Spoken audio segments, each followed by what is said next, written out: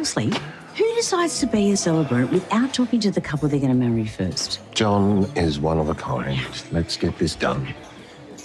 Well, if it isn't the bride and groom. Hi, John. Hi, mate. Thanks for meeting us. We just wanted to have a chat. No. I'm really glad you suggested it because we need to get down to business. Do we? Yeah. Now, I know that Irene let the cat out of the bag, even though it was supposed to be a surprise. John, they're getting married. They needed to know. Well, now you know. Pretty cool wedding gift, eh? That's if I can get registered in time. That's what we wanted to talk to you about. It is such a generous wedding gift. I know what you're thinking. Do you? You're thinking he hasn't got the experience. He's going to be reading off cards the whole time, but I want to assure you that I will bring in nothing but love and a smidgen of spectacle to your big day. Wonderful. Because I'm as much a part of this wedding as you are. And truth be told, I won't have it any other way because I'm honoured. I'm just so honoured. So, let's start crafting this ceremony, hey? Now, what did you have in mind for vows? Because I can work around them, or I can write you some. Oh. We are Si and Sophie. This is Coastal News, a home and away podcast, your weekly episode companion podcast for your favourite Aussie soap. Oh, Colour Me Certified. We're here again doing another podcast. Another Are one. you okay? Yes, I'm good. Are you? Welcome home. Yeah. Back in Blighty. Yes, you brought the weather with you. Thank you very Early. much. Yeah, you're welcome. You're welcome. Yeah. You brought the hay fever as well, though. Yeah. Not so keen on that. There's enough to go about. It's all Yeah. good. Hmm. I'm back and we're trying to get into the swing again, aren't we? Get back on track because we've been a bit of a mess lately. Although hopefully listeners haven't noticed. We've tried really hard so that listeners didn't notice. Apart from one first look, which went chaotic, but yeah. Oh dear, that was my fault. You'll have to narrow that down. Which one was that? The one where I was like, "We've watched these, haven't we?" And you were like, "No." Oh yeah, this is the future. So I'm in the past. No, you're in the future. What? What day is we it? haven't seen this. We've seen this one. Like, no, we haven't. Wink, wink. Oh, anyway, normal service hath resumed. I've come back to say, I apologise to you, Sophie, and to the listener. Oh, But dear. hopefully, other than that, no one noticed. And buckle up for June is all I'll say. Yes, buckle up for June, which Oh, we're recording like tomorrow. oh dear. Madness. Uh, It's fine. Yeah, It's fine. we'll cross that bridge in June. Do you know what I mean? Yeah. Fine. It is. It's fine. That gif of like the office on fire, and it's like Oh, everything's yeah. fine. And the little dog. Yeah. The one with the little dog holding the coffee. Yeah, that's the one. Yeah, that's Yeah. June. It's fine. This is fine. Yeah, that's us in June. We're on fire. Yeah. So Yeah, it's but none of us will notice. None of us will No. notice. That's Mm. that's the plan anyway. Oh dear. Yep. Oh gosh, Howie, are you all right? Are you I'm okay? all right. I'm surviving. I'm hanging in there. It's only the first week of the hellscape that is work this month, and I'm surviving so far, bare knuckled. But yeah, Just I'm all about. right. Just about. Are you? Are you all right? Yeah, I'm all right. I'm all right. Luckily, you've got something to look forward to. Yes. Well, there is Have that. you- I've got so much to look forward to. Actually, I've got a few things to look forward to. But at the moment, I'm hating everything. It's gonna make all this worth it. Get to Yes. June and life starts happening again. Do you know what I mean? Yeah. Yes. I was home and away this week. I am loving home and away right now. I mean, I love it anyway, Yes. but I'm enjoying it. I'm enjoying the. I would have preferred a lot more Cash and Stevie than we got this week, but on the whole, yeah, it's a bit. Yeah, yeah, on the whole, I think it's been good. I know, the script has been good again. We've had some really nice scenes with certain characters, which I'm sure we'll talk about, which has been nice and heartwarming and all that sort of stuff. So yeah, no, good. What about you? Oh yeah, I can't get enough at the moment. I am just loving it. I think as well because I've had to like I've done like a massive marathon today. So I think Yeah. I've noticed I wouldn't normally watch it like that. Do you know, I watch it every day. So I think did I just notice it more? I don't know, but I was messaging you, wasn't I? Like, oh God, this is just like we're on fire again at the minute. We're firing on Yeah. all cylinders right now. It's flowing really well. Like when you watch it as Yeah. a binge at the moment, it's even though we've got the the block storytelling, which we always have, it doesn't feel as blocky at the moment. It feels like things are flowing a bit better.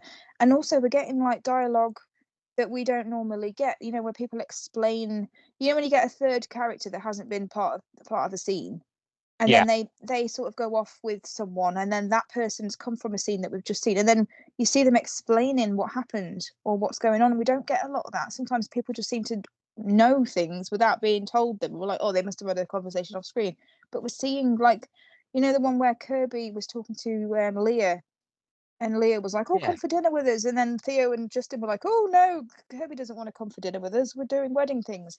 And then we actually saw Leah and Justin talking about that. And he was going, oh, yeah, it was awkward because she's jealous and whatever. And I thought, normally you wouldn't get that second conversation, that sort of follow-up Interesting. dialogue.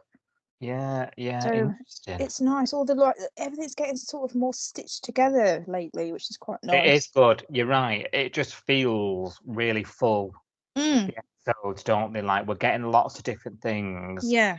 And I think the storylines at the moment as well are all really heavily character driven. Which I think helps it feel like that. You know what I mean? Because these are characters you root for. I think we've found our feet. And people are integrating, aren't they? Yeah. Like Harper and Dana, they're all integrating into the Bay, and we're seeing them we're seeing people in scenes with other people that they don't normally have scenes with, like Tani and Rue. Yeah, Like, exactly. Stuff. Even the storylines that are riling you up, like Levi and the affair, like it's given us. We're all talking about it. Do you know what I mean? Yeah. And the baby gate. Fostering's back. Like, you know what I mean? Like we're all talking about it. Do you know what I mean? So even if your opinion isn't positive, that's the point. Do you know what I mean? It drives conversation, which is great for us. No, you can't like everything. You can't like everybody. You don't like everybody in real life, do you? You can't possibly like everyone you come across. So it's normal to have people on the soap that you love more than others, I think, as well. Yeah, of course it is. And that's part of the soap fan conversation. I like this. Oh, I like. Oh, I don't like. You know what I mean? Yeah. So there we go. Sorry. Gone right to me this one. Your accent is impeccable. It was like Chris Hemsworth was in the room. Oh, yeah. If only. Washboard. I know, I've thought about that. Don't worry about it. I'll have to lose a few pounds. Holy matrimony, is that the time? Do you want your headlines? I do. I was so proud of that when I wrote it earlier.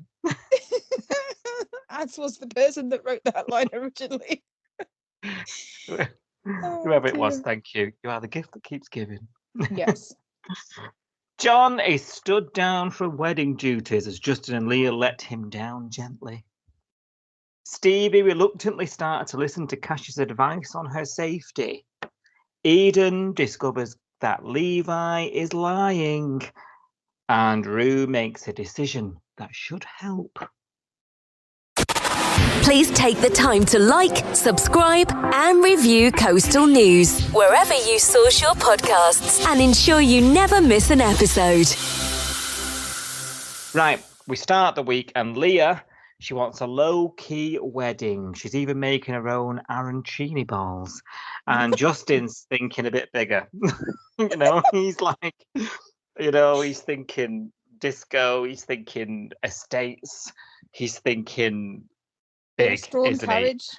classic cars. Exactly. But not, Leah's thinking, yeah, another wedding, another day. Yeah. He does actually say, doesn't he, later on, like, this isn't your first time. It's my first time, and I want it to be my last. And we're all thinking, yeah, because you'll be dead in the season finale. So, come on, you have to be thinking it. Come on. Oh, we're all thinking it, and we're all tweeting it Yeah. as well as seen tonight. Well, yeah. Oh, there we go. No one, you're marrying Leah. Everyone's like holding their breath here, thinking what's going to happen. There's already John's back. speculation about how he dies on his wedding day as well. Let's not talk about speculation between Justin and Leah, shall we? Oh, well, there's lots of speculation about Justin and Leah this week, definitely. Yes. We've seen that car park kiss. I'm We sorry. have. That doesn't look like acting to me, but there we go. My favourite was that's what we call method acting on Facebook. Don't often like Facebook comment, but that was good. That was good. John's back as well, and he hears all about the short time he has to get registered for this wedding. And he asks Irene to marry him. Oh, so fell off a chair. Fell off a chair. He's asking the whole bay to marry him. But it's an assignment, isn't it, that he needs to do to pass his course. And look, we all absolutely. I don't know a viewer that doesn't love John, right? No. And his heart is in the right place with this. We all know he's on imgonnagetordained.com.au, and he wants to be the celebrant, doesn't he? Now, last week, Leah and Justin palmed off most of the wedding to Xander. Even though they're back again talking about different venues, so maybe they didn't take him up on his kind offer in the end. He's going to do the catering. They said it's not going to be at Salt, but he's going to do the catering for it. Well, I'm not being funny. Do you remember his little printout? It wasn't very professional, was it? Not really. Bless. He printed something off A4 on his laser jet or something. Do you know what I mean? It was a bit. Come on, Xander. Bless him. Yes. Now he gets a similar reaction, John, because obviously Irene tells him to shove it. I'm not getting married, even if it's just for your assignment. So he asks the alpha male just dying. I did enjoy that. His ex-wife and Elf. Yeah, that would have been. I would have paid to see that. Paid. What did Alf say? He said. I don't think he said very much. He wasn't impressed, was he? Can't remember his exact words. It's something like "strike me road, you must have rocks" or something. He used some sort of phrase. I can't remember now. No. It was hilarious. I was so busy laughing I couldn't hear anything. Anyway, Xander and Dana get voluntold, and you're like, don't mess with Dana. I absolutely love Dana. I don't know why. I've been saying it for weeks now. Like every week that goes by, Dana is going up and up and up the scale for me. I don't know what it is. I feel like she's really sort of. I quite like that her mouth gets her in trouble. Do you know what I mean? It really does. And not just her, but every time she opens her mouth, she seems to get someone else arrested at the moment. I know, but which I love. And then in this situation, because I'm getting quite defensive because she's becoming one of my favourites. I'm getting quite defensive of her. So I'm like, oh no, this is quite, she's going to have to try. We all know she's got the feels for him. And now she's got to stand there and fake marry him. And then there was this whole, you may now kiss the bride. And it's like, oh, and Xander can't get out of there fast enough. I know. And I'm just like, poor Dana. This is tough. It was awful, wasn't it? And poor John is just oblivious. He hasn't got a clue that there's anything going on. They just thinks they're mates. And yeah, it was a bit orcs. But was this a foreshadowing for them two that this is not over? Yes, of course it was. Of course it was. It's going to happen. It's going to happen. And I'm here for it, actually. I think Xander needs this as well. He needs a nice girl that doesn't want a threesome. You know, that's not married to his partner murdered. Yeah.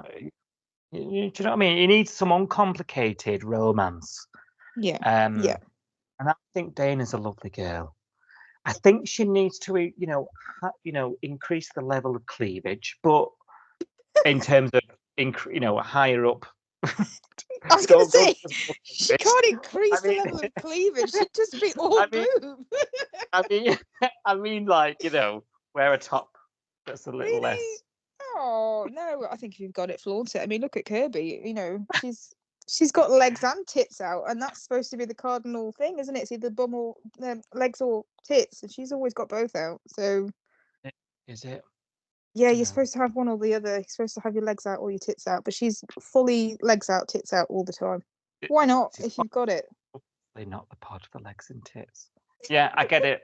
Get it. If Completely you've got it, flaunt it. You know what I mean? Yeah, Why yeah, not? I'm with you, sister. Yeah, If I had it, I'd Um, flaunt it. same. So yeah, so this is you're absolutely right. This is foreshadowing, isn't it? And it's going to be the long game, which is going to make me want it even more. But that's the idea. Yeah. Justin and Leah, they're obviously getting like I say, talking about this wedding and hot air balloons and estates and horse-drawn carts. Irene overhears this and is like, I've got to step in because they're talking about celebrants now. They're literally going to make a call and book a celebrant off the cuff. But she has to tell them about John, and they look somewhat confused, to say the least, at this news that John wants to marry them. So they end up meeting, don't they? This meeting's organised, and John is just classic comedic John. He's got nothing but love and a smidgen of spectacle planned. And their faces are just priceless. Like he's making this wedding about him, which it's just typical John, isn't it? I just love him, absolutely love him. So they have this tussle where they need to tell him, like, we don't want him involved, and he'll be shattered, and you tell him, no, you tell him. This sort of light thing that was peppered throughout the week, I would say. And eventually they do sort of look him in the eye, don't they? And the poor man's crushed to death, I know. isn't he? It was like kicking a puppy. Fast enough.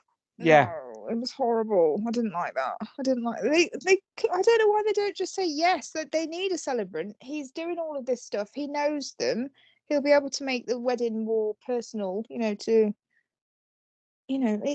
better than having a stranger doing it. Surely, even if it is John, I'd let him do it. Would you? Do you know what? I would love it. Oh, John, I know. I would It might love actually it, make me walk down the aisle. Actually, you know what I mean? I'm not very keen on going down the aisle. Oh my God, that is a statement. I take it back. I take it back immediately. Is that all it's taken all these years? No, I take it back. I take it back. I retract my statement. But yeah, you know what I mean. Somebody tweet him. No. Oh God, take it back. I take it back. Yeah. So I think he will do it in the end. Yeah. I think he looked really upset, and honestly, I had a bit of a wobble, a bit of a bottom lip wobble as he ran out the door, because it's not. He's gone to a lot of effort, regardless of how he's gone about it. Yeah. He wanted to do this. He and Justin have such a great relationship, and he wanted to do something for them, and I don't think they quite grasped his motivation for doing it. So I suspect they will at some point, especially with how upset he was. Then again, I'm like, do they deserve him? If it's just going to be a guilt thing. So let's see how it pans out. But Irene's clocked it, and she's the only one that's clocked that he was doing a good thing. She did say that, but she wasn't that supportive when she went, well, you should have asked them before you went ahead and did it all. And I thought, yeah, she's right, but don't wait a minute. You know what I mean? Don't say that to his face immediately, like, told you so. I was like, give it a minute, Irene. The man has been crushed. He doesn't need to hear I told you so. She's a bit straight talking though, isn't she? But her and John are probably, as friendships go, they're tight. I think she'll be the one that will sort this all out. I hope so anyway. Yeah, or Maz maybe. Maybe Maz will have a word. Yeah. Maz isn't as, I don't know. I think John and Irene these days is... Yeah, but Maz and Leah are close, aren't they? So a little word in Leah's ear. Yeah, that's true. John being upset, I can imagine that. It could be Irene, it could be Maz, it could be even Mr. Stewart. I don't know if he notices that he's crushed. God, he's got his hands full. Oh, come on. Right. Do you remember Teddy Cam? We were left with do. that on Friday. Your favourite. Stevie thinks the teddy's just a toy and Cash is overreacting about the whole thing. Now, Cash's overreaction with this whole thing has provided mucho entertainment for you and I last few weeks. So I'm fine with overreacting to everything, including 007 Bomb Squad, Trigger Point, you name it. I'm fine with all the overreacting. Give me more. Like, this is great. And then he finds the camera after, Teddy surgery, and she finally gets it. And so he secures it in the armoire, like not very secure on the top shelf of the wardrobe. And she's like, "You're telling me, this is good. I'm still going to this movie premiere that she was getting ready for, if you remember." She's like insisted on still going. And he's like imploring her not to, like, this is serious stuff now that's going on. So they have a bit of a tiff, don't they? This premiere, by the way, includes a meet and greet, so anything could happen. So she storms off to the bedroom, and we're letting the creep win, blah blah blah. Moments later, there's a blooming photo of them on Insta, of them in this staring at this teddy into this camera lens, and she's like, "Right, I won't go." And all I keep thinking about is your theory. She's doing it to herself. Has she gone to that bedroom, posted that bloody picture, Sophie? That's where I am. That's where I am. Welcome to my side. I have some questions about this. So, how scared is she? Sorry, so she's hired her own bodyguard because she thinks there's a stalker out to get her. She absolutely wigged out the night that Paul. We thought he got poisoned, but actually he had dodgy kebab and had the shits. But at the time, she thought he was poisoned, and someone had possibly poisoned her, and her life was in danger. So she's terrified. So this is where I come unstuck. She's terrified when Cash is not there. When Cash is there, she's absolutely fine. She wants to go to the film premiere. She's not worried about being shot or stabbed or poisoned or strangled or whatever. However, this stalker's going to get her when she's with Cash. But would she go to the film premiere with Omar or with Paul or with one of the other bodyguards? Is it all about Cash? And if it is, why? What's the motive? Yeah, I don't know. This is what I don't understand. I can't get. She's acting, and maybe this is all a red herring. Maybe this is to make us think she's doing it to herself, and then the stalker gets revealed, and we go, "Oh, we were all wrong," and there really is a stalker. I don't know. I'm really confused at the moment because I'm like, who was the stalker then? Like, there was a mention of some rival actress, but surely that to go to these big lengths. And I mean, very hot topic. Is it Martha? Is Martha stalking her? Really? Get Piers Morgan on the case. He'll sort it out. Please don't put us on her radar, because I'll quit the pod. Tag her. Don't you dare! I will quit the pod. I just don't know what to think. Is she really scared, or is she scared when Cash is around? Is she scared for Cash's? Is she getting scared for Cash's attention? I can't pin it down at the moment, and I really want it to be a stalker. I really want it to be a real stalker. To me as well. It's weird. To me, obviously, you got it into my mind last week and just like blew this whole storyline wide open for me. It's okay. That's what this pod's about, right?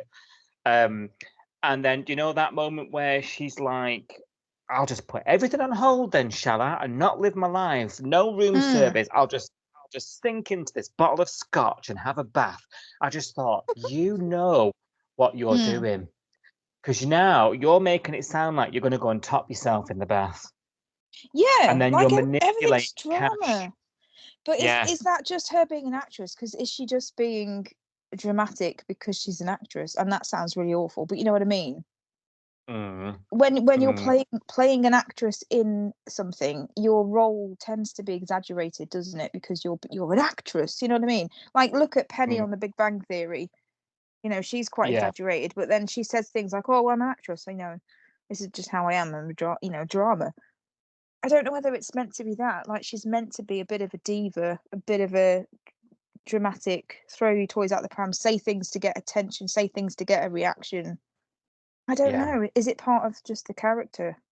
Or is it manipulation Yeah. to make him stay longer and not go home and all that? And which if it is Yeah. that, it works. Do you know what I mean? Like my mind Yeah. is running at 100 mile per hour with this. Mm. I can't work her out. I can't work. No, And I like can't. you said before, that's all we've seen this week. So now I'm like, oh my God, I need to where, and I've got questions, and I'm watching, I'm trying to work it all out, and we don't see it again. So I'm like, why are you doing this to me? I know. I'm hoping on first look when we read that we'll find out it's on next week, because I'm like, where's Cash gone? Where is he? Still in this hotel? All this stuff's happened in the Bay. Where's Cash? I know, yeah, Oh, the timeline's an issue. yeah.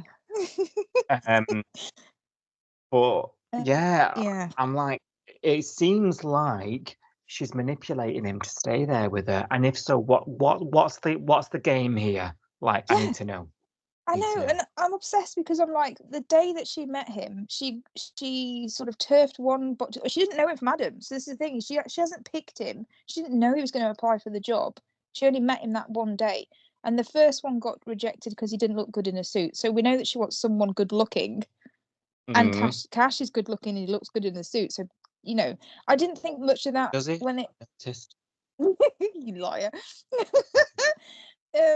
I didn't think much of that comment. I just thought it was a funny comment, you know, when we had that. But now I'm like, has she been looking for someone like him specifically for a reason other than the fact that he looks good in a suit? I don't know. Is she trying to? Is this like trying to recreate The Bodyguard in real life Yeah, for I think it is. for Yeah. media attention? Because think about the story, right? Oh, I was being stalked. I had to hire a bodyguard, and then we fell in love. You know what I mean? Like that's. Yeah. Yeah. Is it am I being cynical? I don't know. Yeah. Magazine deal, Yeah. fame. Yeah. Yeah, I think it is. I think that's where this is going. But I wouldn't be mad if it was that. I wouldn't be mad, but I do Mm. kind of want it to be. I do want it to be a stalker because I've still got questions over this Crystal girl that died a month ago. A month ago, that she worked with on this film. Did she kill her to get more famous? Is she framing this other actress because she's jealous of this other actress? Is she framing her? Oh, I've had this fallout with this other actress and my friend's died. Is she trying to frame the other actress for murdering her friend and then for stalking her, so that this other Mm. actress's career gets thrown Mm. in the toilet and her career goes up? I don't Mm. know. Or is she just genuinely a nice person, bit of a diva, and has a stalker? Yeah. I don't. Who knows? There's just more questions every time we see something, as you've Yeah, just explained. Um, loving it though. and there's a connection to the film. There's 2, 3, 4, 6. The Mm, accounts also got that name. mm, Like, so, like, is it a crazed person? If it is a stalker, what's the connection with the film? yeah, Um, yeah, we need to know it all. We want to obviously naturally want to know it all, but it's yeah. gonna be a slow one. But still loving it, right? Still Oh, loving it. this is the best thing that's happened in ages. And that I'm just thinking of that poor sad teddy, like with its neck hanging out in that top of that wardrobe. Oh, it's evil, that teddy bear. It's evil. It's listening, it's watching, it's reporting back. It's an evil teddy bear. So Big yeah. brother, always Yeah. watching. Don't feel bad. Right, Eden goes to pick up Remy. You remember he went on the open road on the bike after his relationship broke down because he ignored an ultimatum and didn't satisfy his girlfriend's concerns about his safety. So he thought, what the hell, get on the bike anyway, and went and drove up the very same road that had him crash into a car, dragged like a rag doll by two people not a few weeks ago. Because it looked like the same road. It could have been the same cliff. They all look the same, don't they? Yeah. Thank you. You're leaving Summer Bay, and the road then becomes the same as always. I think it's just one big like circuit, and you just welcome. Sorry to see you leave. Welcome. So it's like an episode of the X-Files where you try and leave and then you're actually back in again. How do I get back here? Yeah. You're When probably right. we go, we're gonna get so lost because we're just gonna go running a figure of 8, just going. We're back again. How did we get back here? The lighthouse again. As long as we get $200 for passing each time. Oh well, yeah. cares? Don't keep going. Yeah. He's annoyed because, you know, he was at the Rent's place and Eden's gone up there and spilled all his life story about his relationship being over. And he's a bit annoyed about that and he wanted space. Eden's getting herself all involved and giving herself no favours, I would guess. And she tries to speak to Bree. Oh, he's not having a... Sorry, she tries to get him to speak to Bree, but he's not having a bar of it. Like, he's not even attempted. Bree's ended the relationship, and he's not even gone and tried to get any reasoning or, you know, attempted to win her back. And I find that very telling. You know, we've been calling for this split to happen because we feel like it's the right thing for Bree as a character.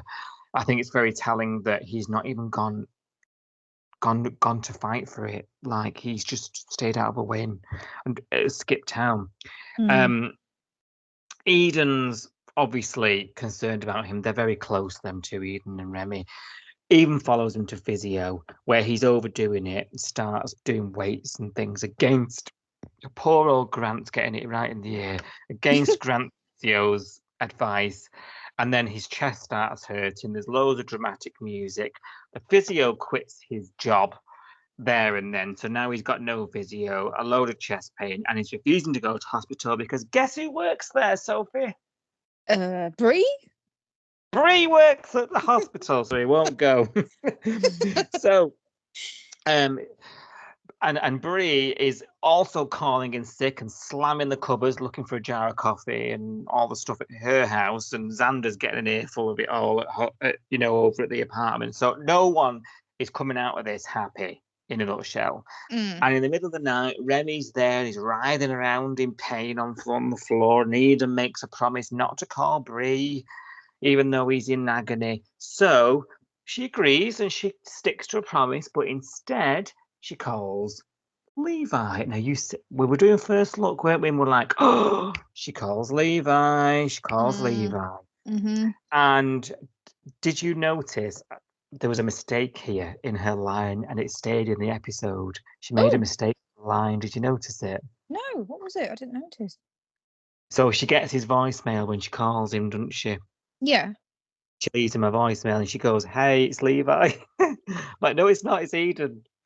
Oh, I did not notice that.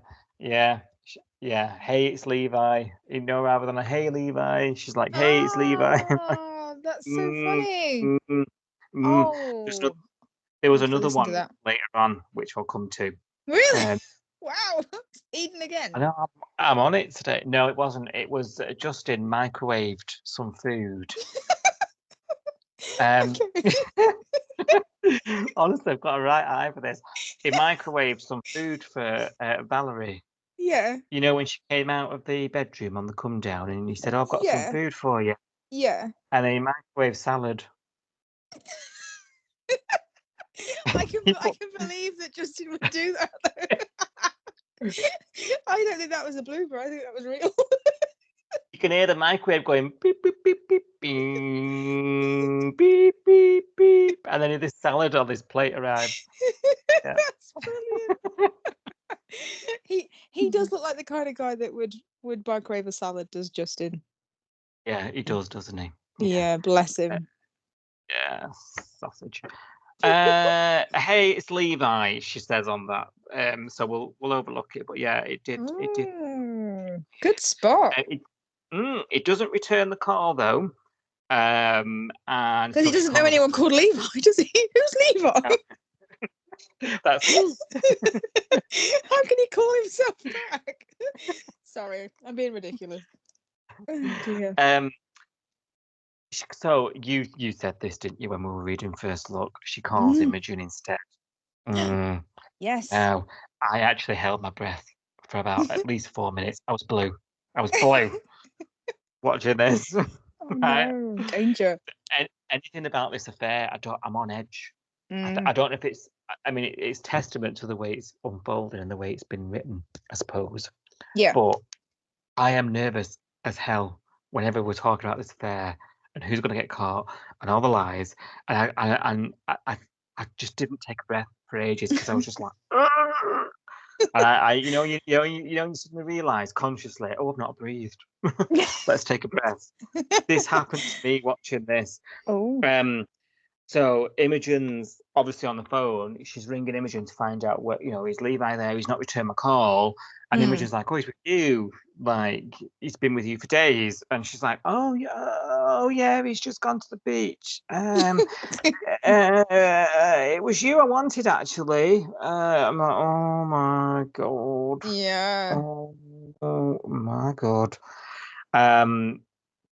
She asks him about it later because obviously he comes eventually. Yeah. Well, she asks him a question and then he lies to her face, doesn't he? And she's like, I know that's a lie. Yeah, because I've spoken to Imogen. Yeah. And I know what you've been saying. You've been saying that you're here. And she buys that he initially looks like he doesn't know what to do. Like he looks like he's flapping a bit initially. And he hasn't thought about this at all. Like, he hasn't thought about what he's going to say when he gets caught. He's just, no. Yeah, you would think about it, wouldn't you? If you're smart. Yeah, not if you're a narcissist. True. Yeah. If you know what I mean? Like, if you think this isn't going to get, I'm not going to get caught.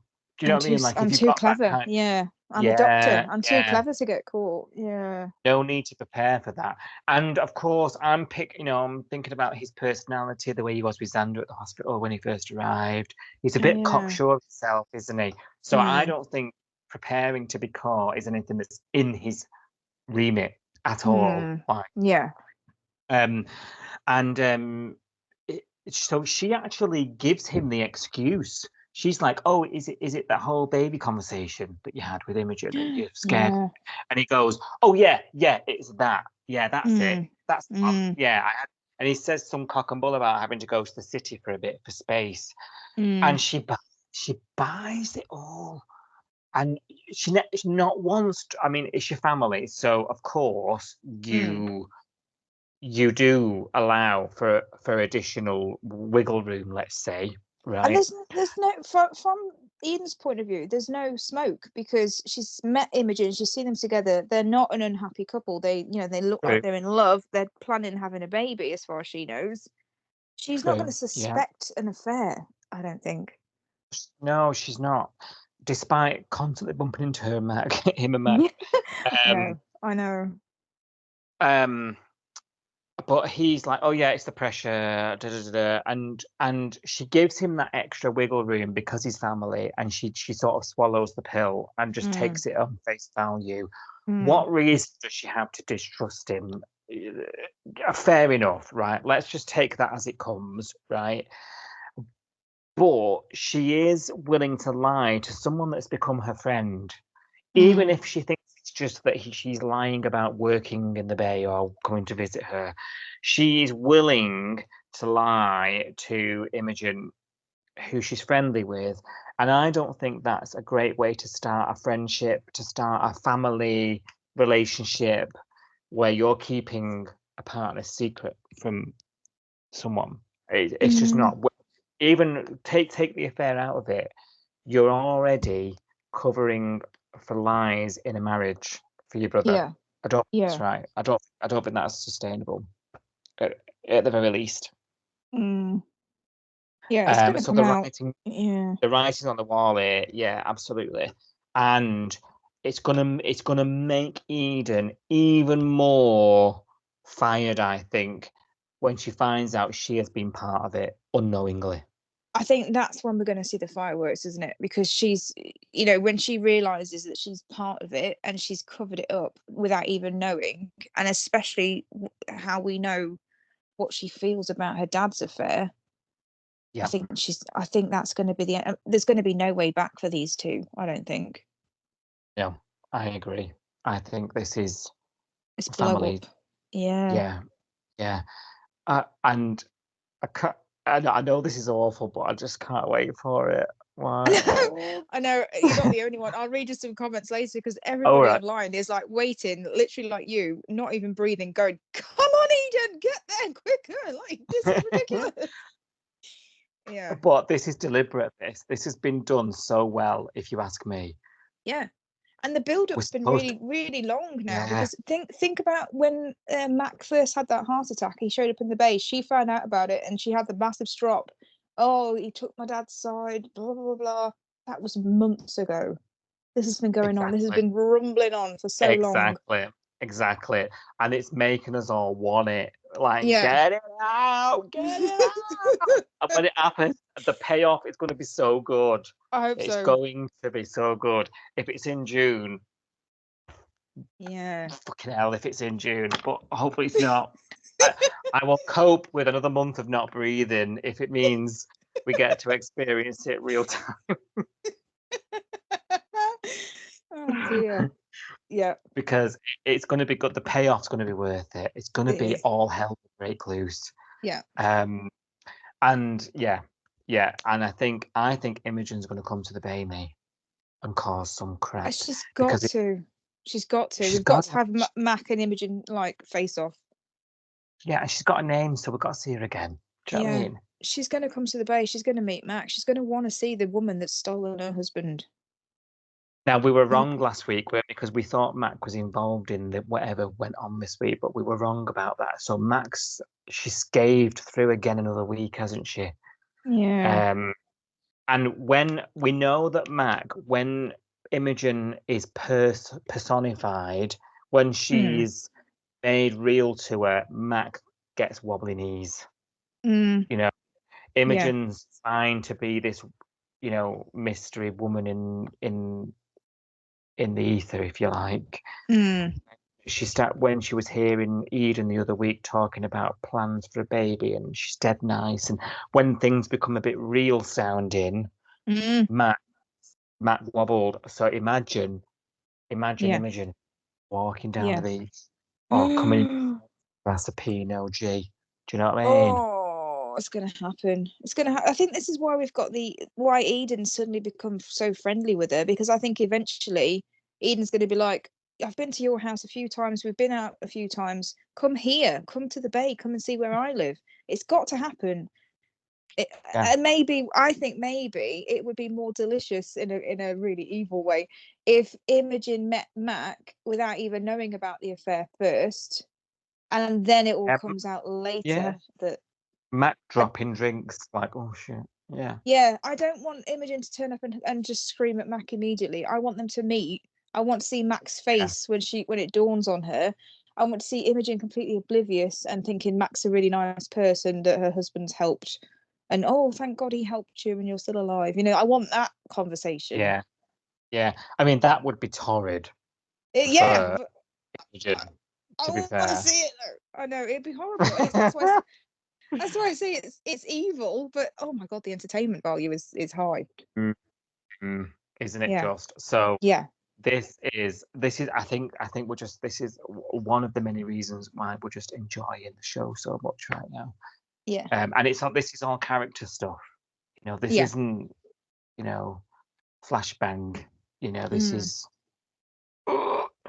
right. And I'm seeing cracks with them. Sorry, before we move on, I'm seeing cracks with them, Levi and Mac anyway, because when he was at Eden's and Eden's was like, where are you going to go? You're going to go back home. It's too late.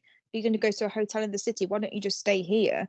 And he was like, no, maybe another time, because he knows up the road he's got Mac somewhere in a hotel waiting for him to come back, expecting him to come back that night. He's been gone all day as it is, so she's probably bored out of a tree, thinking, when's he coming home? Because they've gone away for this dirty weekend. They're not at her house, so when she's calling him, and do you remember he's in Remy's bedroom, and Mac's obviously calling him, going, "Are you coming back? Are you coming back?" And he's like, "Oh, I've got to stay here." Like, you stay in the hotel on your own basically all night. And I thought, these cracks are appearing here because they've both got she's going to be human, isn't she? Yeah, but then it's like she's part of the problem. So I'm kind of annoyed at her for being annoyed with him, because she's like, oh, you just come back to me. And I'm like, no, he's dug all these holes. He's made all these lies. And it's it's because he's having an affair with you, and you're having a go at him because he's now stuck with Eden. But you're part of this. You're the reason why he's having to lie to Eden. This is your problem as well. The fact that she's having a go at him when actually you need to step back and go, oh God, oh that's awful. Okay, yeah, you need to stay there. You need to make sure that she doesn't find out. Don't worry about it. I'll see you in the morning. But no, she's pecking his head and nagging at him, and then he's sort of shouting back and saying, well, I haven't got a choice. I've got to stay here. What else am I supposed to do? And I thought, they're not a team. They're not working together. They're not trying to support each other and go, oh, that's awful. You know, I would have liked to have seen you tonight, but you know, if you've got to do it, you've got to do it. There's cracks here already. And It's not a nice. she's oh no, she's stuck. It's not a nice relationship, is it? Yeah, she's in the hotel in the city watching Euronews in German, thinking, "Oh God, you're coming back." But she's angry at him. Like, she's not thinking, I've got a hand in this. You know, I've created this problem. I'm the reason why he's having to lie to his sister, and I'm the reason why he can't tell her the truth and come running back here. You have to take responsibility for it. And she's not. She's just going, "Oh, I'm here. Just leave." And he's going, "I can't. It'll all blow up." And I've already told you that we're not doing that. And she's agreed to it. So I'm like, they're not on the same page. They're both being really selfish. Can you imagine if he? Sorry, can you imagine if he throws away his marriage for something that doesn't even work out? That's what I'm thinking. This is not a big romance. This is not the soulmates. This is just sex still. I'm just not buying it. I don't think it's a nice relationship. I think it's just dirty. Oh, you're making me nervous. You're making me nervous. Sorry. That's all right. That's all right. Right. Speaking of nervous, we're all a bit nervous about this bambino that's still in hospital with a temperature 4 weeks down the line. Rue is spending a lot of time there now that, you know, Tane's banned. And, you know, they'd need a crowbar to pry her away, apparently. She won't even have lunch with her father when he's asking it. And Alf's getting a bit worried this week, isn't he? He's bringing up a lot of stuff for her. He's worried about the whole Martha Jr. sitch without saying it. And I'm like, why is no one saying her name? Like, something's a bit... I'm like, we're alluding to this past, this Rue and her daughter, but no one's saying it. I just find that a bit odd. I know it's like, I'm glad we're saying it. I'm glad we're talking about it. I am, and I don't want to seem ungrateful, but she's got a name. She's got a name. Like, maybe it's coming. Maybe it's coming. Yeah. You know, maybe we talk about the old give it away adoption thing, because what I love about this is Tane's oblivious, I think, to Rue's story, and I love that because it gives us these interesting, I think they're interesting anyway, scenes between Rue and Tane when they're talking about Maya, because Tane's like quite practical, you know, like, I need to be with this baby. I mean, he's not practical, he's emotional, but he's being quite practical in solution thinking. So he's like, I need to be with this baby, and what can I do, basically? Like, let's find a solution. And yeah, Rue is sort of stepping in naturally as a mother. We know there's some other sort of emotional, psychological stuff going on.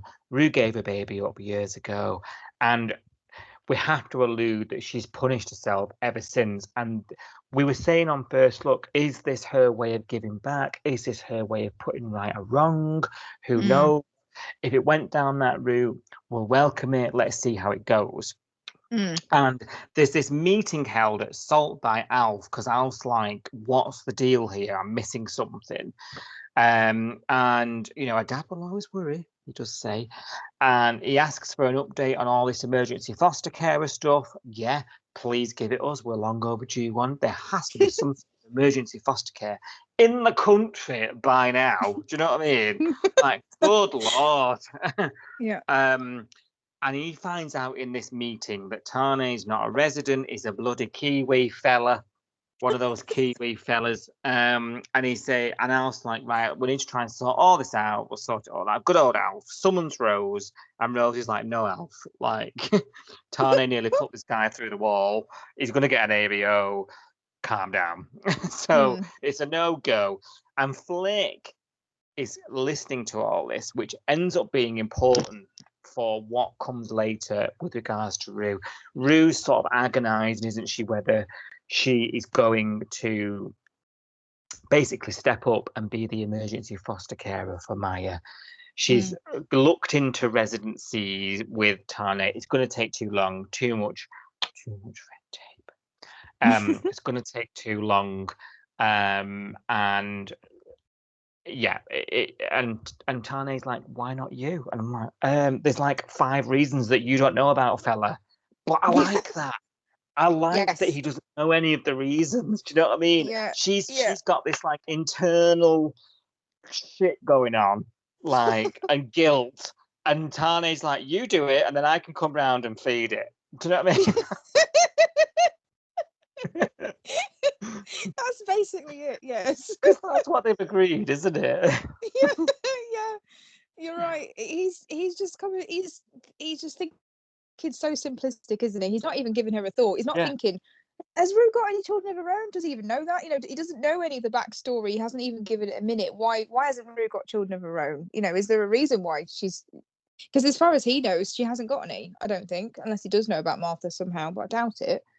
So you'd be thinking, well, there must be a reason why this person chose not to have children of their own, and maybe I shouldn't be forcing a child onto them without understanding some of this. But he's just gone, yeah, you have her. Yeah, you have it. I'm like, oh, you can God. deal with a newborn at your age, girl. Go for it. Without knowing how she feels about children, or like whether she's ever considered being a mother or a foster mother, or you know what I mean. He doesn't know that she's done this in the past, like, because she has fostered kids in the past. Mm-hmm. So, but I don't think he would know that. Not that we've seen anyway. So no, and we haven't had this scene where because there was a moment where he's like all steam ahead and she's like, give me some fucking space, man. Like I don't know what I'm gonna do. And I thought, is he? And she storms back into the office, doesn't she? And I thought, is he gonna run in there like, what am I missing? Yeah. And then she's gonna like basically spill her guts. It's not happened, and I don't know whether I can't decide if we need it. Or if it's going to happen, or if it's something that Tane needs to hear. I think he does. Because I think he needs to hear that someone else is because he's so tunnel visioned on this baby, and he's so blocking everybody else out, blocking everyone else's. Like, he's not even thought that Rue might have any, you know, consternation or second thoughts or you know, worry about doing this. That she's.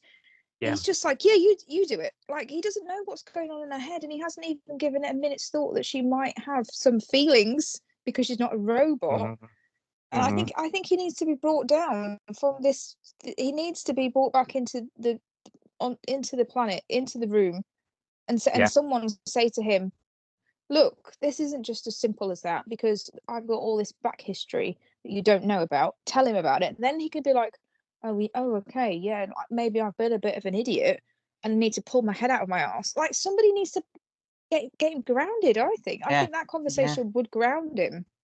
I think if he... It's just going off the rails. If Rue turned round and said, well, I gave my baby up.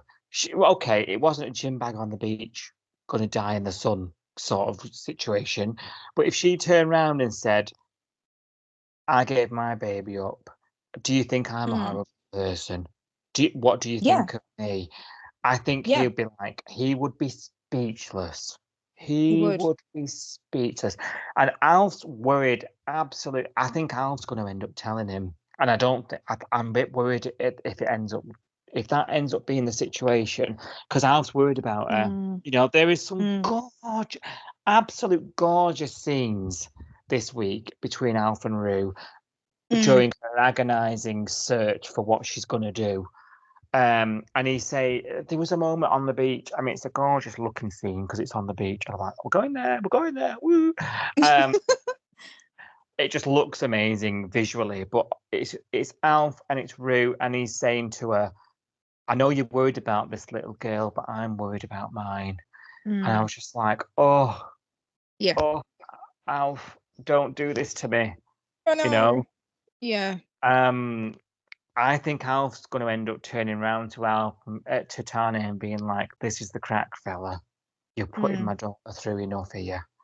Yeah. And I think I would prefer if Rue turned around and said, "Wind your neck in about the mother, because that was me once." You Yeah. know, Yeah. Yeah, I think he needs to hear it. I mean, I think there's a huge dose of reality that needs to be given here because we're seeing a bit of it at the moment. So when Rue started to fill the paperwork in and say, "Oh yeah, I'll be her foster carer," I thought, I don't think it works like that. I don't think you could become a foster carer and then choose who you foster care. You know, if they suddenly get 3 teenagers that need a house, she's going to get them. She's not necessarily going to get the baby because as Mm, she admitted to Harper, I've never looked after a foster baby before. I don't know the first thing about it, but we know she's fostered teenagers, and that'll be on record. So yeah, what if the next kid that comes up is a teenager, and they plunk that with Rue? I don't think you get to pick and choose who you foster. Like once you're a no, foster carer, you're a foster carer for whoever needs it, not just. This is why I'm like a bit. I don't really get where we're going with this yeah. story. Apparently, you can apply. According to this, you can apply to be the emergency carer of somebody. Okay. Uh, Maybe there's a difference between being an emergency foster carer and being a Yeah. general foster carer. I don't know. I Yeah, don't. but You're right. you think if you're registered, if someone else needed, like say a kid's being beaten up by their dad, you know, something awful like that, and you know, the socials found out about it, they took this kid away, and they need to put the kid somewhere. Rue's on the list now. Why wouldn't it go You'd to think Rue? so. Yeah, you'd think so, wouldn't you? So it's a big ask, to be honest It with you. is, Not yeah. just a one-off thing, is it? And then obviously with Tane turning into an even bigger goon this week, I'm like, Rue needs to tell. I think Rue needs to give that conversation to him and say, like you said, I was the mother 40 years ago, however long ago it was, 30 years ago. So how about you back off? Because I've been in this situation. This is why it's doing my head in because I'm trying to weigh all this stuff up and make a decision about whether this is the right thing for me, whether I'm doing it for the right reasons, etc., etc. But Yeah, also, she just needs to like pull his head in about what's actually happening here and the fact that he needs to stick to the rules because he's going off on one. He's doing all these stupid decisions, and then actually, if she doesn't get Maya, then you know this whole thing is for nothing. If he gets arrested, then this whole thing is for nothing because he's never going to get the baby then if he's got another arrest under his mm, belt. I don't understand why she's not saying to him, if you really want this baby, I'll do this, but you have to pull your head in and you have to stick to the rules and you have to look at it from this point of view.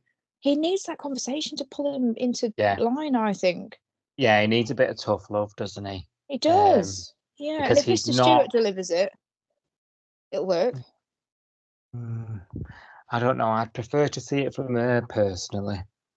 Yeah, I'd Um, prefer Rue to say it, but if she doesn't want to for whatever reason, because she hasn't so far, has she? And if Mr. Stewart, yeah, like you says, has to go, look, Rue's not told you this, but I'm going to do it for you because you need to pull your head in. yeah. I don't know. Or it's going to be awkward, as in it. But he needs. Yeah, Yeah. I agree with you. He needs to hear something because Mm. he's. I mean, look at that moment where, like we say about Dana's mouth, and she let slip that Mm. baby Jim has got a temperature, and he goes straight to the hospital and breaks all the rules. I He's know. there at the hospital, and then he ends up having this AVO force on him, puts Rose in the right situation. Mm. What good is this? I mean, are you going to get residency now with an AVO over your head? No. You And even stupid if you can man. get residency, they're going to make you a foster carer for a kid that you're obsessed with, that you broke Yeah, rules for. you stupid man. But I Rosie, think this is Rose. where I think Rue cocked up here because she was in the hospital when he turned up and she was just like, "Oh, you're not supposed to be here," and he was like, "Oh yeah, I know," and then she left and just went to the diner. And I think at that point, if I was if I was making a huge decision, because let's face it, like she keeps saying she's doing it for her, but she's not. If it was some other No, random baby, she wouldn't be yeah, applying for foster care. She's doing it because she wants to help Tane. And at this point, I think Rue should have said to him, "You have to leave, or I'm not going to apply for the fostering. Because if I apply for the fostering and I get baby Maya and you're in prison, all of this was for nothing. I'm doing this to help you, you galah, and Yeah. bog off. Like you're not going to make things any better." And this is why I don't understand where we're going now with this story. Because I'm like, if Tane is going to break the AVO and he's going to get arrested, he, like you say, he's not going to get residency. He's not going to get the baby. Rue, therefore, is going to end up with Maya, what, long term? This is what I Or mean. Rue's what's going the to end plan? up. Oh God, yeah, What's the exactly, plan? exactly.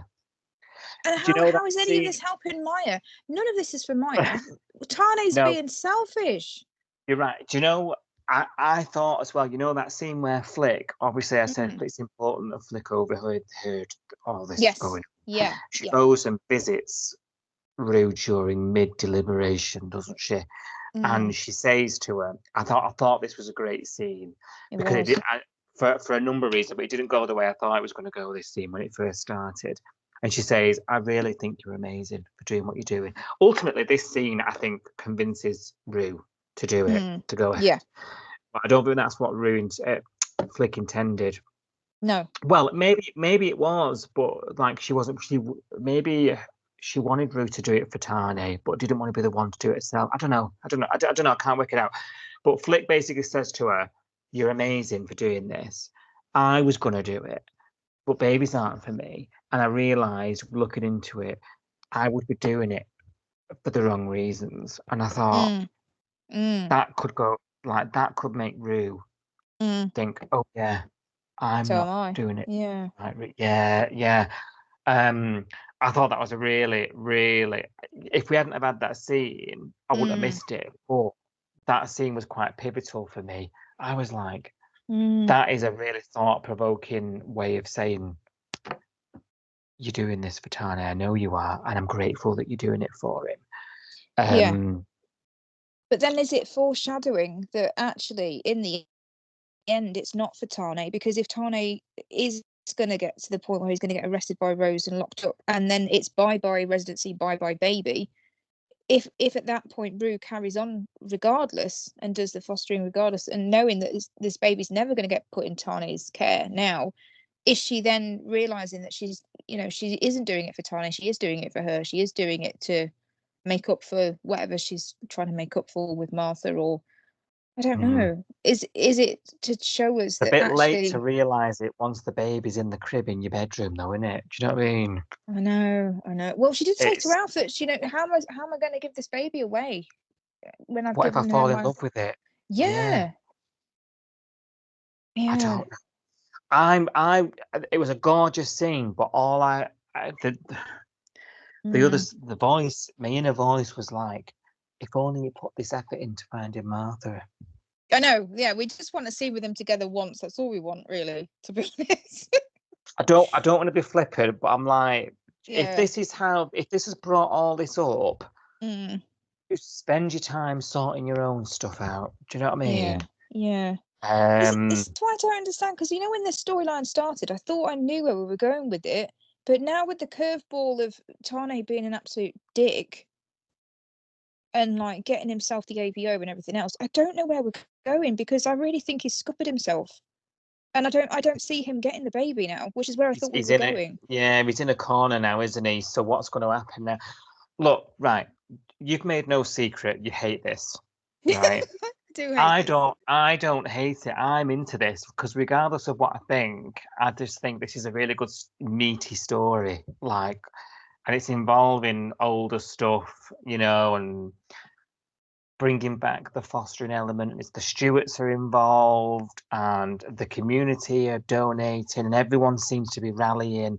But why I have am. we destroyed Tane for this? Why have we taken a character that was pretty decent and ruined him? Yeah. Well, there's collateral. I'm not going to deny it. There is Mm. collateral.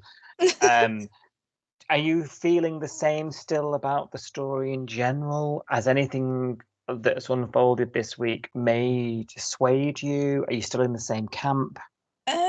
I'm not enjoying it. I will say that I'm not enjoying the storyline. I'm not Because you were looking bored forward. last week. I'm not bored this week because we have had Hmm. more. It's been a bit faster. We have had more scenes. It's not just been Tani staring at a crib because obviously he's not been in the hospital at all anyway. Yeah.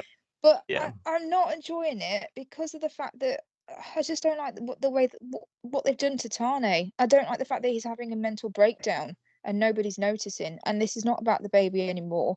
Because if it was Yeah. just about the baby, if it was doing the right thing for the baby and making sure that he gets that residency, he gets that foster care, he gives her the best life possible, etc., etc. If it was about that, he would not be at the hospital. He would have gone home when the AVO was threatened. He wouldn't Yeah. have risked all of that.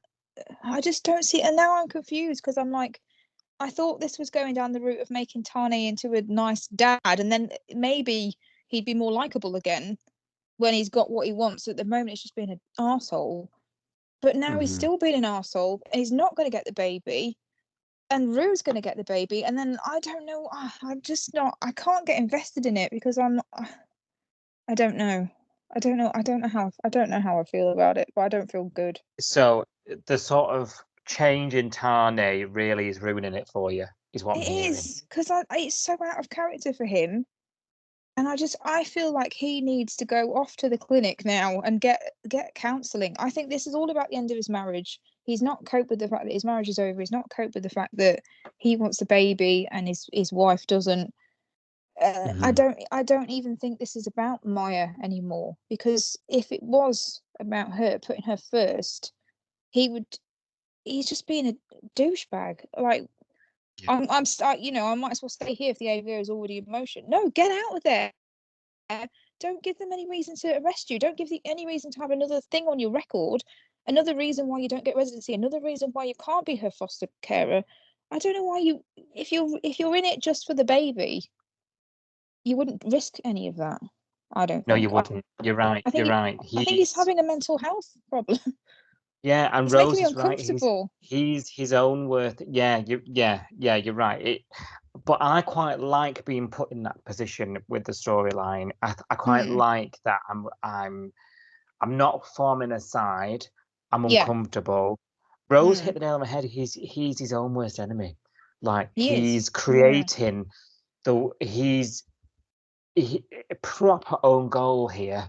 Yeah. Like, and Yeah. now I'm like itching to see because I can't call next week now. Like, I can't Mm, call it. Like, he's got an AVO. mm, Is that going to change Rue's perspective? Is she going to switch it up? Is Alf going to get involved? I'm like, yeah. Or I can't call it now, and that's a storyline that I like. One yeah. that I can't. What's going to come? Yeah. Um, I think I it's do agree though. the It is a shame. unpredictability.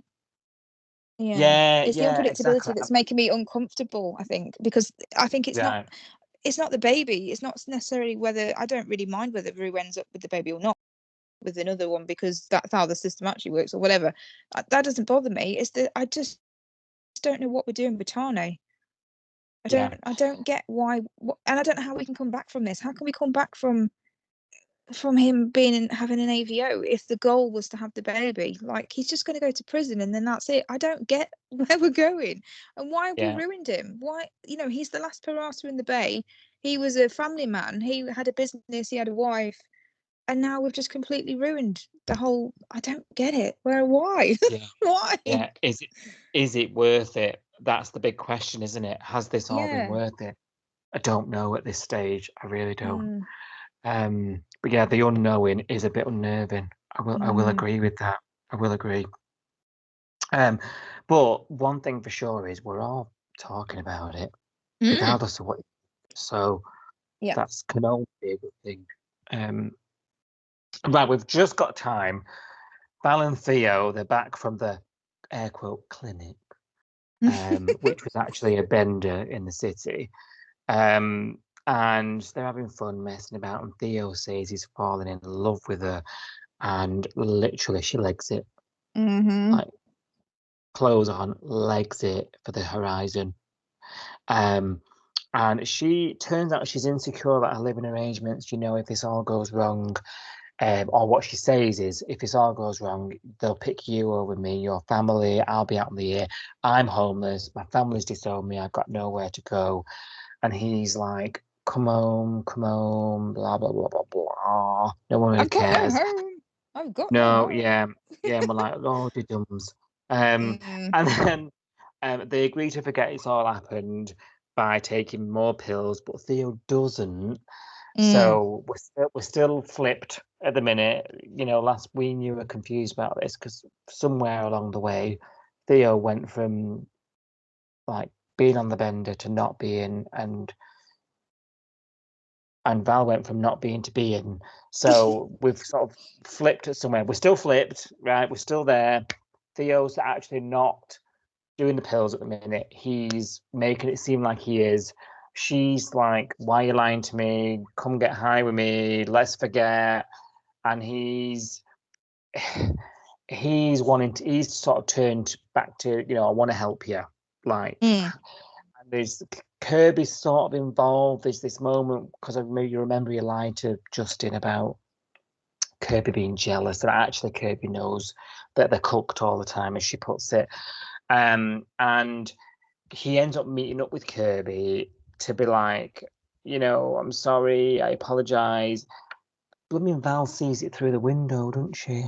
I'm assuming she thinks they're sort of seeing each other, which is going to make things 10 times worse. Oh, God. Yeah. And he's blabbed a secret to her. Well, the trust is broken, isn't it? That was their thing. Yeah. They're in circles. If you think about it, Valerie shared a room with Leah for weeks and didn't open up to her, didn't tell her all this stuff. Leah's still in the dark about why Val was in the clinic at all, even if it is horseshit. You know what I mean? She doesn't know. She's told Theo all of this stuff. It's not Theo's place to tell Kirby, of all the people to tell Valerie's secrets to. The person that she's most insecure about, his ex. Oh, God, this is not going to go down well. Is it? Of course. No, and then, but also he's treating her like she's a charity case. Like, how do I help someone who won't be helped? And you're thinking, ugh. Because I don't actually know if Valerie heard that. No, did she hear I don't know whether she heard it or whether she just saw them hold, because they were holding hands essentially, weren't they, on the table, which is not something you do with your ex in the diner. Let's be honest, Theo, come on. And then there's this insecurity about her home, like having a roof over her head. So, like, how's that going to play out in the fallout? Maybe she needs to go back to the clinic and then move in with the next roommate that comes along. Well, yeah, but she won't bloody go. I know, but that's what she needs to do. She needs to latch on to someone else, because she can't latch on to Leah for much longer. She's going to have to find somewhere else to live, I think.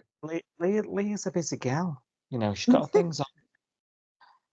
I think Leah's going to end up finding out somehow that she's not gone to the clinic, because patient confidentiality is a little lax. I think Leah's going to find out that Valerie's not gone, because we know the clinic know that Valerie's with Leah, so they know where to go to find Valerie. Do you know what I mean? Like, it's a matter of time before the men in the white coats knock on the door. Do you know what I mean? Yeah, I think it's going to blow up. But it's just a case of when. Is it going to be wedding drama? Is it going to be pre-wedding drama? The wedding's not going to go ahead now because the robot in the eye. Yeah. Theo's on drugs and Valerie's cooked and she's lying, and I don't know, like, the timing of this with the wedding being so close is making me nervous. Well, all I'm thinking watching this is what. We've hit a wall here with her as a character already. Yeah. Like, something needs to switch it up. Otherwise, like, what's the point now? Like, what's the point? Switch it up, because I'm at the wall. Like, where do we go with it? And it's quite quick to hit that wall. Let's face it. Do we care? Do we? do you know what I mean? Is it just me? Yeah. No, I get it. I completely get it. We've had this for a while now. We've heard this story from her, which we don't really buy because it doesn't feel very emotional. We've heard her avoiding telling Leah. We've heard her avoiding the clinic. and all she wants to do is take drugs with Theo, but then on some days she doesn't want to take drugs with Theo because she's scared that she's going to get dobbed into the police by Kirby. It's where else can we go with this without escalating this?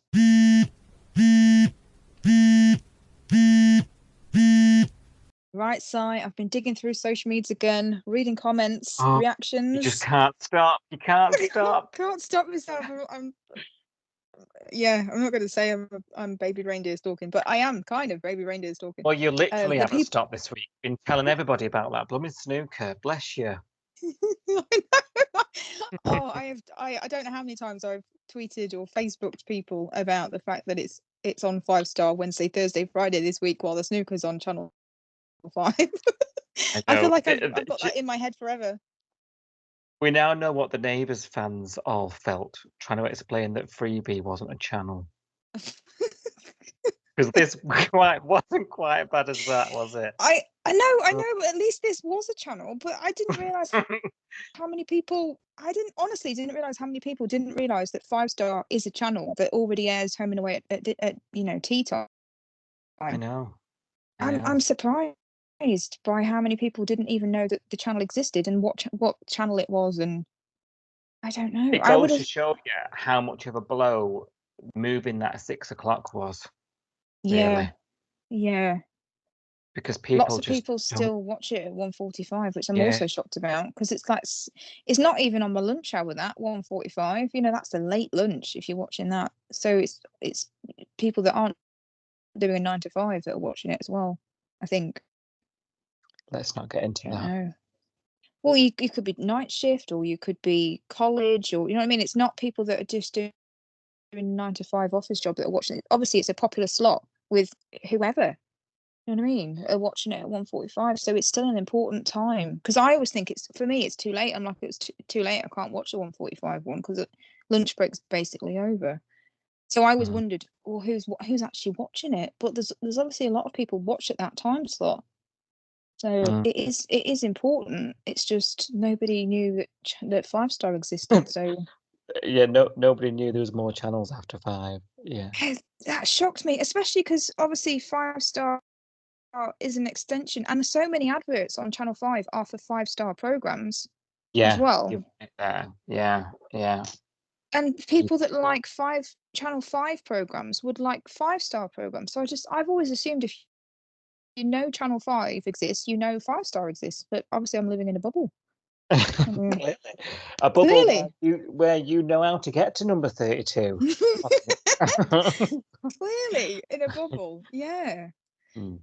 But if you did miss any of Home and Away this week, so obviously I've been digging through social media and reading comments from people who have watched it this week, but there has been a lot of comments from people who haven't thought that the show's been on this week because the snooker's been on, hadn't realised that the Wednesday, Thursday, Friday episodes had moved to 5 Star. So if you were one of those people you've missed it, you usually watch at lunchtime, but you thought the snooker was on and you turned the TV off or whatever you did afterwards, you can catch up on the My5 app and watch Wednesday, Thursday, Friday episode again on there. You've got 30 days from the day that the episode first aired to watch it, to catch up to watch it. And they're in HD. So, we've just had that conversation off air about the fact that the My5 app is in HD.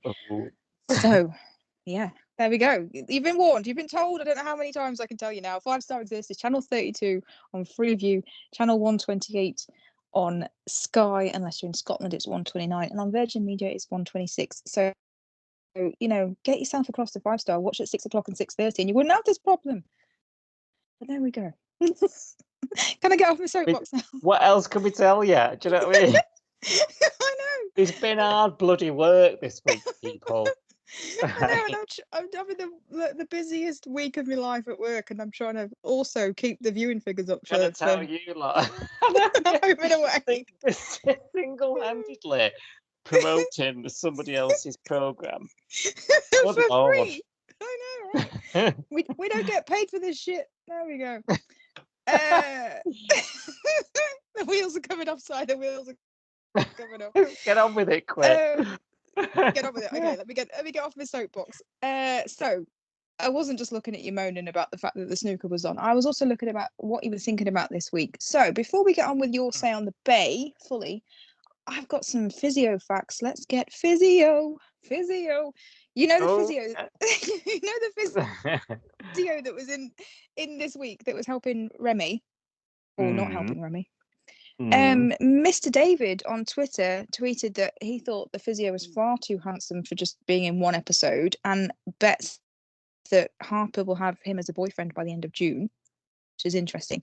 But even more interesting than that was Back to the Bay, the website that has all the the spoilers and character bios and all the news and gossip for the show. Yeah. They actually tweeted Mr. David and said the guy that played the physio this week, so the physio in the show this week is called Grant. We mentioned him on the main pod, didn't we? It played by someone called Kyle Barrett. Kyle Barrett has actually made 5 appearances on Home and Away in the last 3 years as physios. He was Dean's physio in 2021 and he was Rue's physio last year. I didn't notice that. No.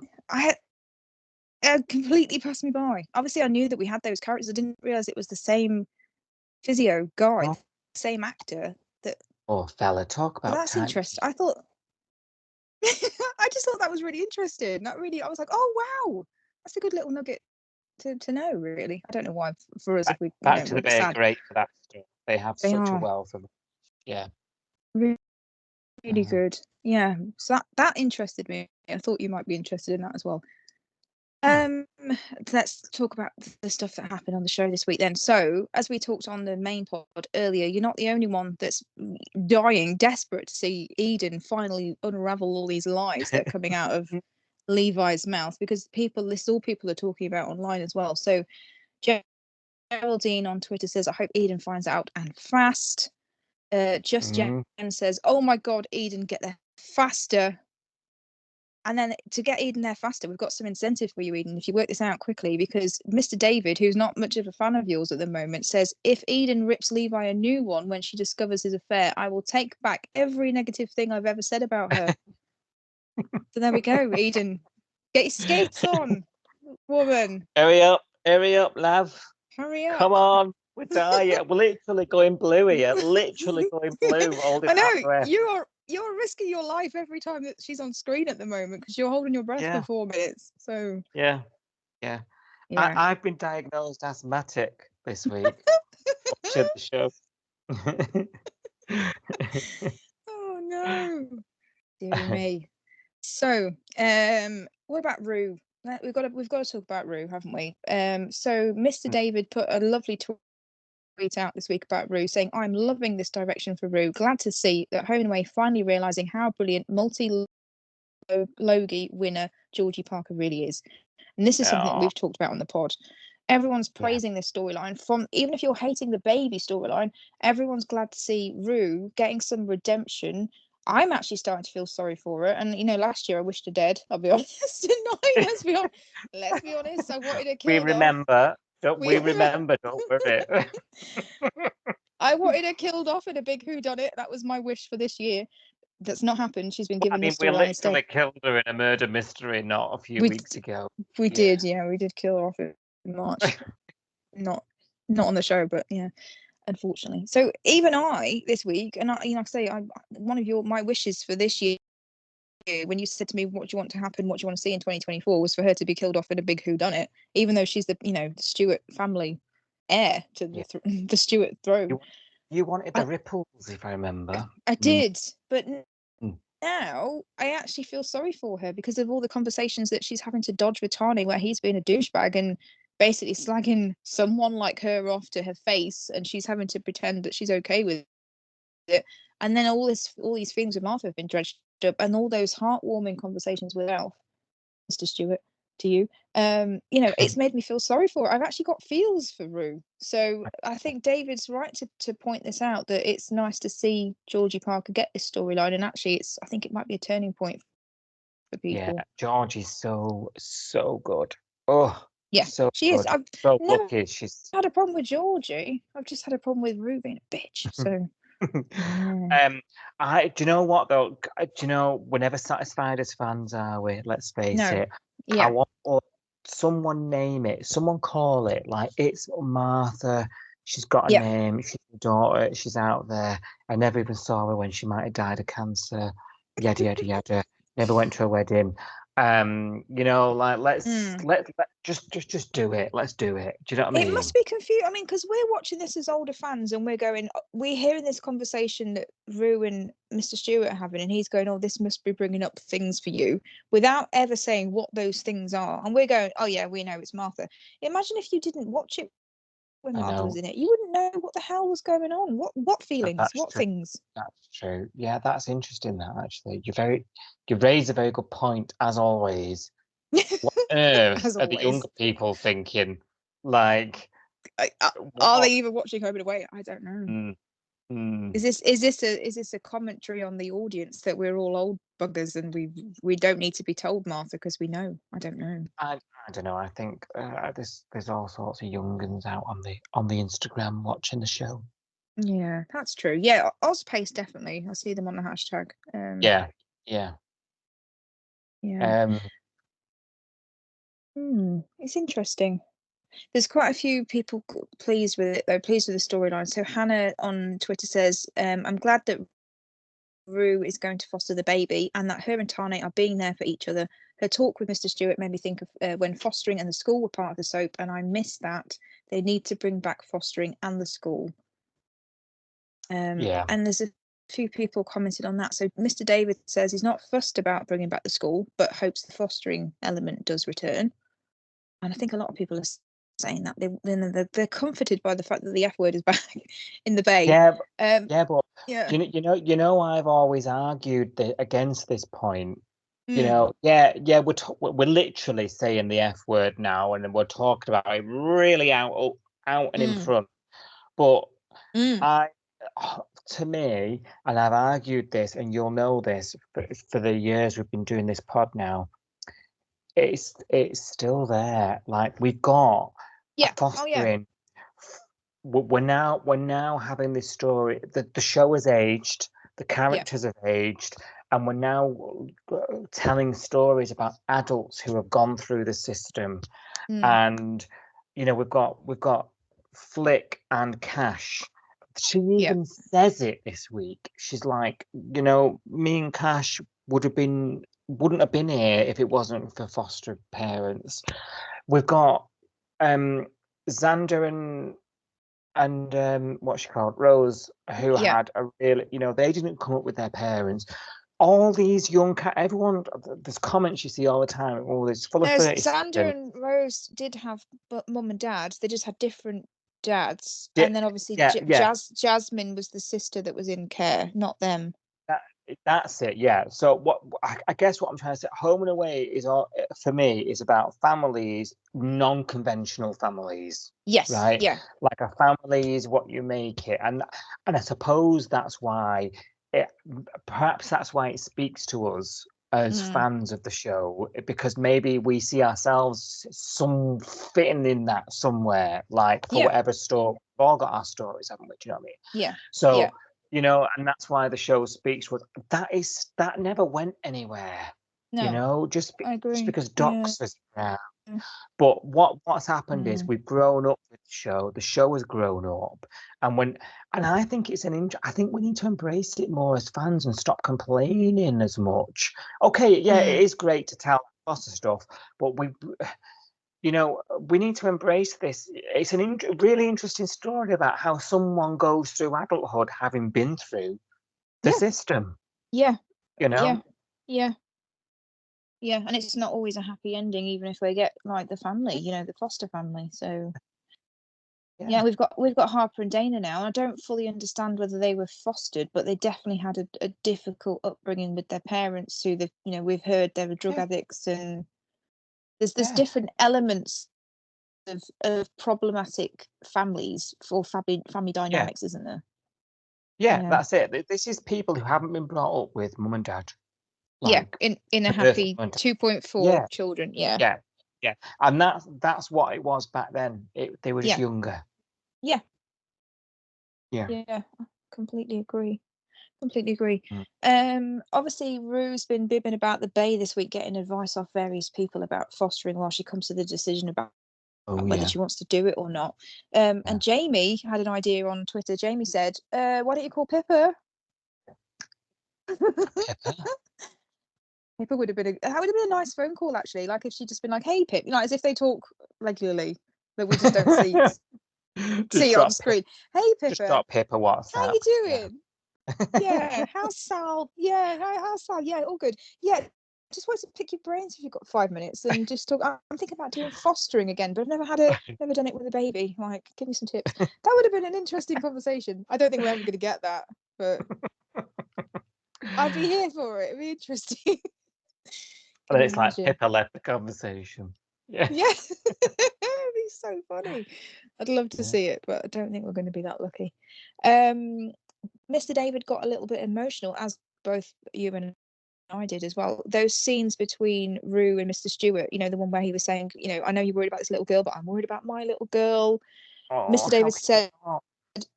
I know. I think we all got a bit choked up. So Mr. David said, I got a little emotional there. Scenes like these with characters I've loved for decades is why I watch this show every night. And that scene was beautifully written and acted. Yeah, couldn't put it better myself. It is why we watch, isn't it? It is. It's not just the drama, it's not just the explosions and you know the car crashes or whatever. It's these scenes with people that we love. Yeah. Home and Away for me, it just is really good at that. Like the heartstrings. Maybe it's because I've spent a whole lifetime watching these people. I don't know. Maybe it's the incidental music. Maybe it's all of the above. But Yeah, and the lovely backdrop. That you know. Yeah. It's You're all right. very beautiful to look at, and you know, it does pull your heartstrings. Yeah, it does. But despite people being happy for Rue that she's going to foster Maya, or you know, at least that's where we've left it off this week, that she's decided that she's going to go ahead with the fostering application.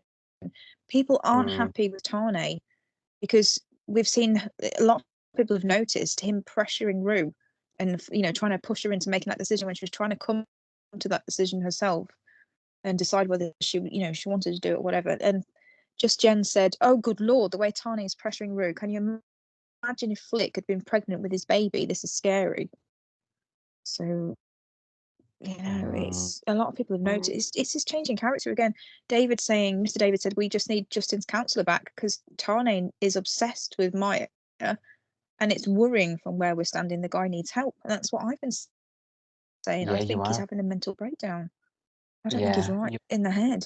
But this is less about the baby, isn't it? Yeah. More about Tane having lost everything. And it's actually an important storyline because Tane's marriage has broken down, but it affects more than just Tane and Felicity. Yeah, it's affecting the sort of, I don't want to use the word ripple, but I'm the only one in mind.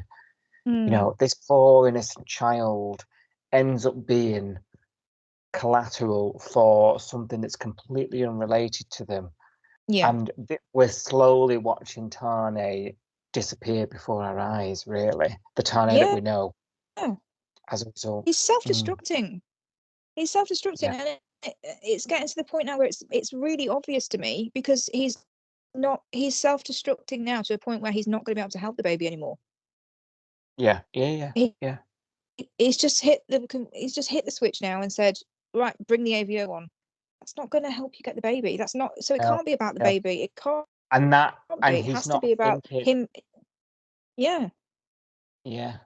Because if he was thinking laterally and like, how can I help this poor child?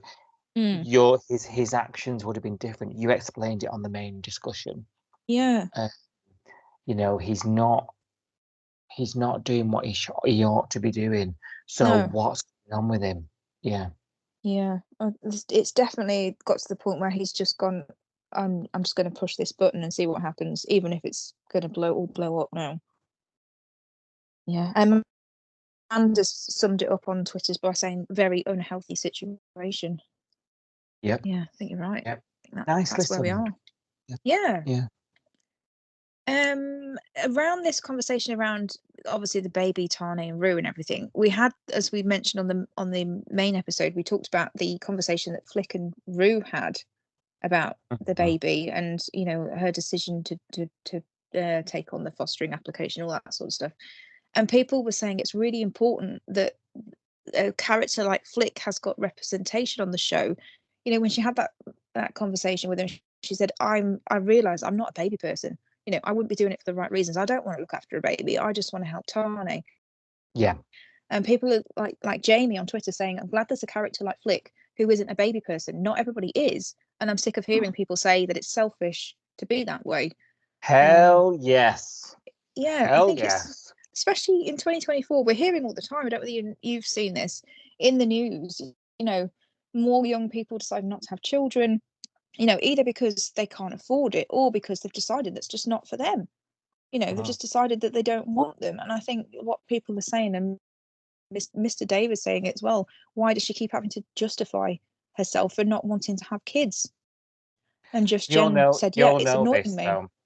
You will know this as someone who has no children. You spend your entire adult life feeling like you have to apologize for not doing so to people who do. People who have children tend to make you feel guilty, or they try. like It doesn't work on me, but they try. Yeah. I was talking to someone actually. It was actually today I was having this conversation with a friend on the phone because someone who's a parent, there's been an argument. I won't bore you with it. There's been an argument between two people, and one of them who has children has said, well, you don't have children, so therefore you can do said thing and I can't because I've got children. Why does my life, because I have no children, why does my life seem less important and significant? I've got other stuff outside of having children. There is life outside of having children. Some people choose. It bugs me, you know, like when as someone who's not got children, that people with children feel like they're hard done by, and you're like, I think people have tried that with me. I certainly can think of something that's happened at my work in the last 6 months where it wasn't actually me, but I was an onlooker of the conversation. So someone said to another person that I work with, you know, well, you've got time to do. Basically, they were saying you've got time to do overtime, and I don't because I've got children. And this other person was furious because they were like, no, my free time is not free.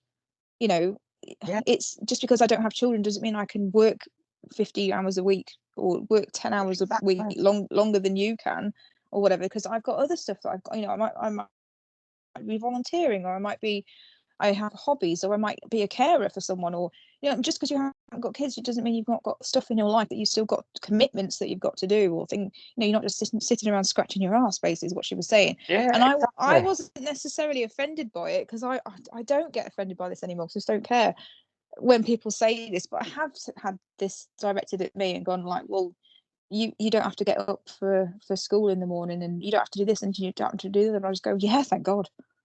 I just don't. I don't take the bait anymore. I'm just like, yeah, I don't. It's great. Like, whatever. So who was it who said that comment?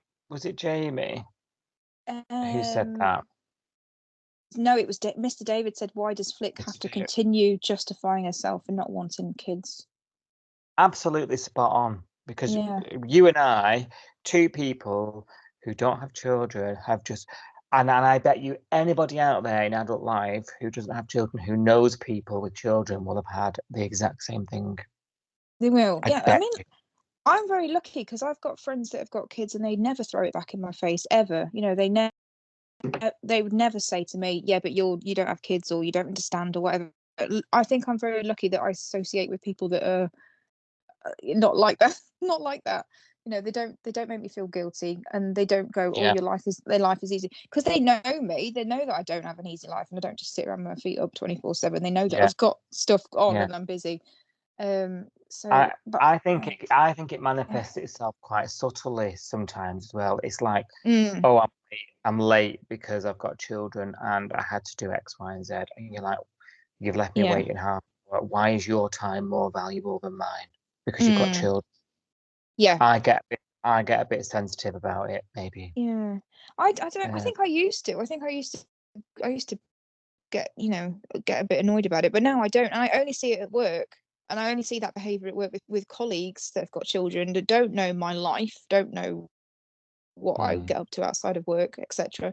And I hear them going, oh, well, I have to have that week off work because I've got kids, or I have to do this because I've got kids, or yeah, I'm late every day, but it's because I've got kids. And yeah, I'm not, I leave early every day, but it's because I've got kids. And, you've got time to do this because you haven't. But I only ever hear that in a work context. I don't hear that outside of work, thank God, because I think I just don't have any asshole friends, which is nice. Which is nice. Yeah, so your lucky thing. So yeah, it is nice to hear Flick embracing it and being like, yeah, we need a bit of that on telly. Yeah, definitely. Yeah, and obviously Just Jen went back to Mr. David, had a conversation about this, because Just Jen said, yeah, this is annoying me. No one should justify this, and I don't. And if you ask me, Tane needs to justify whatever the fuck's going on with his head. So, Well, it shouldn't be Flick explaining herself. It should be Tane.